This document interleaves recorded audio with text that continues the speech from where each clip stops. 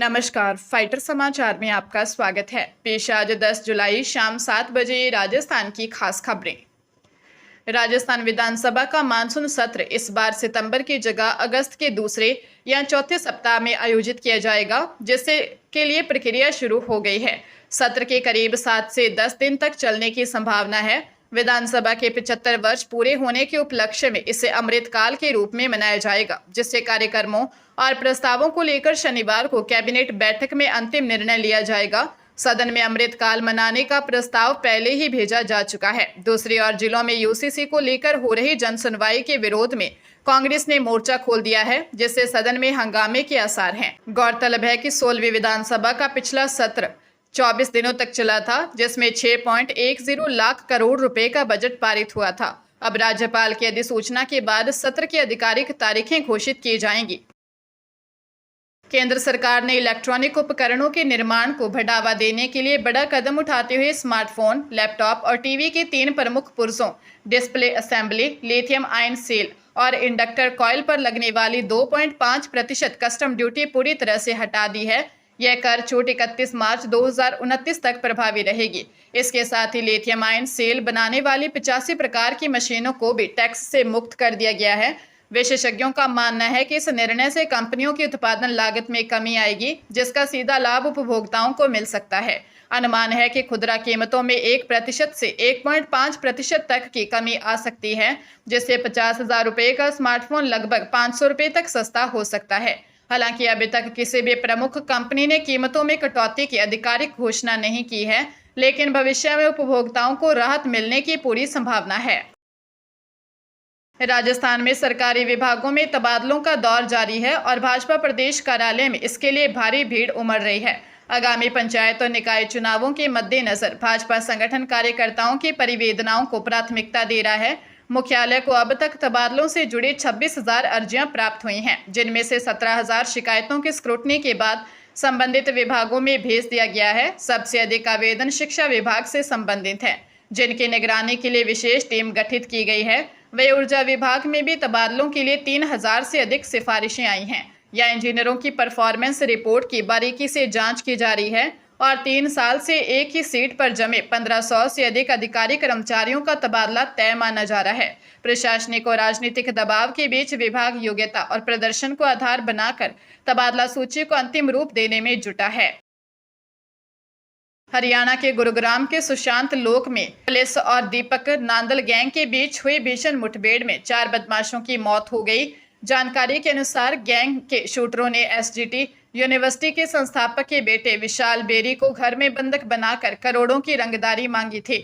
सूचना मिलते ही crime branch की टीम मौके पर पहुंची, जहां बदमाशों ने पुलिस पर अत्याधुनिक हथियारों से ताबड़तोड़ फायरिंग शुरू कर दी। जवाबी कार्रवाई में पुलिस की गोली लगने से 5 बदमाश घायल हो गए, जिनमें से अस्पताल ले जाते समय 4 ने दम तोड़ दिया, जबकि 1 गंभीर घायल है। मुठभेड़ में 3 पुलिसकर्मी भी घायल हुए हैं, जिनका उपचार चल रहा है। एसीपी सदर धर्मवीर सिंह ने घटना की पुष्टि करते हुए बताया कि पुलिस फिलहाल पूरे मामले की गहन जांच कर रही है। जल और वन विभाग में हरियाली के नाम पर कागजी पेड़ों को सींचने का अनोखा भ्रष्टाचार सामने आया है। हैरानी की बात यह है कि जिन डीएफओ की स्वीकृति से करोड़ों के बिल पास हुए, अब उन्हें को इस घोटाले की निष्पक्ष जांच का जिम्मा सौंप दिया गया है, जो रक्षक के ही भक्षक बनने की मिसाल है। विभाग की ऐलाना साइट पर दिसंबर 2025 में मेंटेनेंस के नाम पर बजट जारी हुआ, जिसमें से 91,000 रुपये से अधिक सिर्फ निराई गुड़ाई के नाम पर डकार लिए, जबकि मौके पर एक पत्ता तक नहीं हिला। रानीवाड़ा से लेकर भादरा जून तक की साइटें विभाग की कार्यशैली पर सवालिया निशान लगा रही है। पहले की गड़बड़ियों पर चुप्पी साधे बैठे विभाग के उच्च अधिकारी अब विस्तृत रिपोर्ट मांगकर अपनी जिम्मेदारी पूरी कर रहे हैं। देखना यह है कि यह जांच भी कागजों में दफन होगी या विभाग कभी धरातल पर भी हरियाली लाने का कष्ट करेगा। पेपर लीक मामले में 4 साल से फरार आरोपी सुरेश ढाका की मुश्किलें और बढ़ गई हैं। एसओजी ने अब ढाका के पिता मांगीलाल की फर्म ढाका कंस्ट्रक्शन द्वारा ब्यावर में लिए गए 20 करोड़ रुपए के बजरी खनन ठेके पर छापेमारी की है। एसओजी यह जांच करी है कि कहीं इस खनन व्यवसाय में पेपर लीक से कमाई गई काली कमाई तो नहीं लगाई गई है। गौरतलब है कि ढाका के फरार होने के बाद भी सरकार द्वारा उसके पिता की फर्म को यह ठेका दिए जाने पर विवाद खड़ा हो गया है। ब्यावर के रायपुर क्षेत्र में 100 हेक्टेयर भूमि पर हो रहे इस खनन का स्थानीय किसान लगातार विरोध कर रहे हैं। एसओजी अब इस पूरे नेटवर्क और पर्दे के पीछे छिपे अन्य चेहरों को बेनकाब करने में जुटी है। हाल ही में ढाका के खिलाफ लुकआउट सर्कुलर भी जारी किया गया है।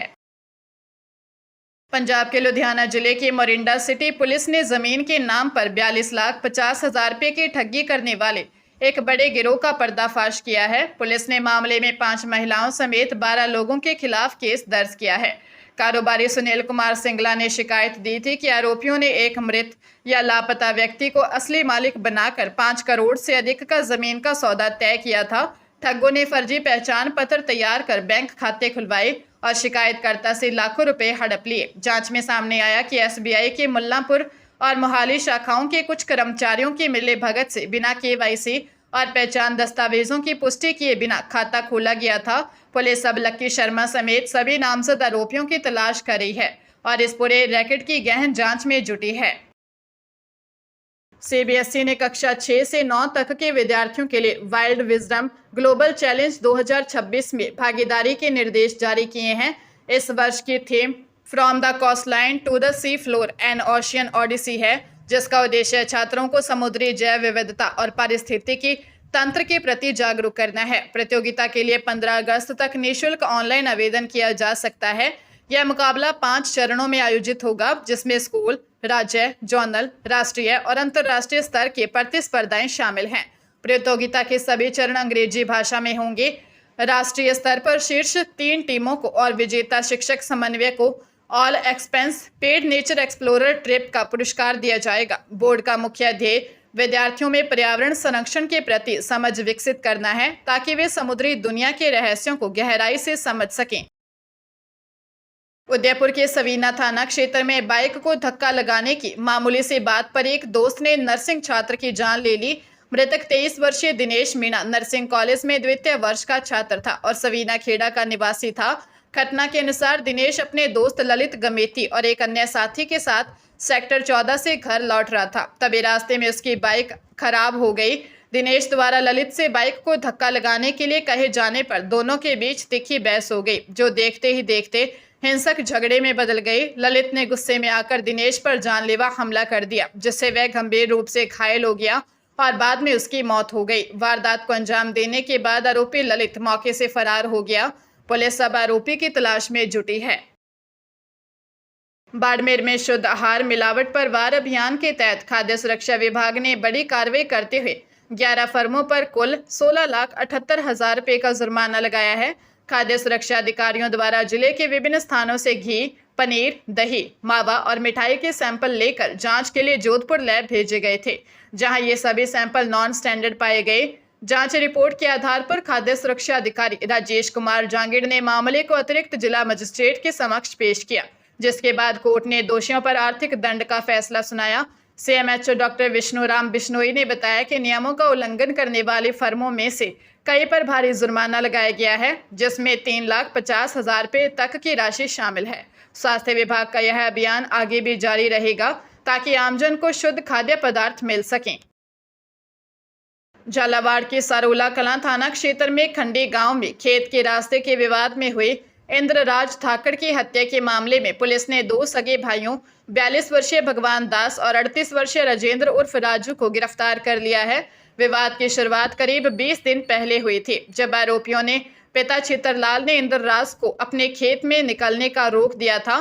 5 जुलाई को जब इंद्रराज ने चित्रलाल को अपने खेत से गुजरने से रोका, तो चित्रलाल की पत्नी ने अपने बेटों को उकसाते हुए पिता के अपमान का ताना दिया। इससे नाराज दोनों भाइयों ने शाम को घात लगाकर तलवार से इंद्रराज पर हमला कर दिया, जिससे अस्पताल में उनकी मौत हो गई। वारदात के बाद आक्रोशित परिजनों ने आरोपियों के खेत में खड़ी लहसुन की फसल जला दी थी, जिस पर पुलिस ने दोनों पक्षों के खिलाफ मामला दर्ज कर कार्रवाई की है।